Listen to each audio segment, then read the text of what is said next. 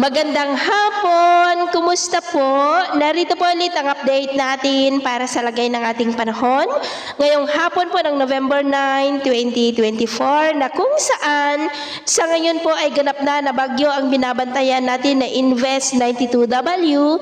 Nandito na rin po sa loob ng ating area of responsibility at tatawagin na yan sa local name na Bagyong Nika habang nasa layo po ngayon ng 840 km east ng Catanduanes.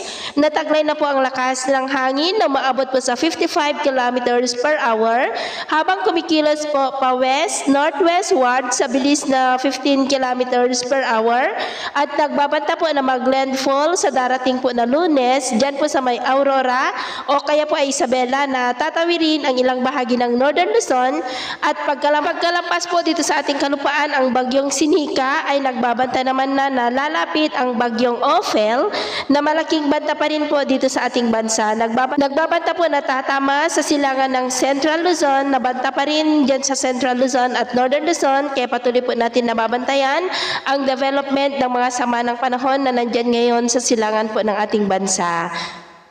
At sa lagay po ng ating panahon, ngayong hapon ay generally fair weather naman po sa malaking bahagi ng ating bansa pero may tsansa pa rin ng cloudy skies with isolated rain sa ilang bahagi ng Ilocos Region, Pangasinan, Camarines Sur, Catanduanes, Mindoro Provinces, Palawan, Panay Island, Negros, ilang bahagi ng Cebu, Leyte, Samar Provinces, Sulu Archipelago, Zamboanga Peninsula, Northern Mindanao, Caraga, Sorsogon at ilang bahagi ng Davao Region. At mamayang gabi, generally fair weather pa rin pero may tsansa pa rin ng mga isolated rains lalo na po sa ilang bahagi ng Mindanao at Ilocos Region.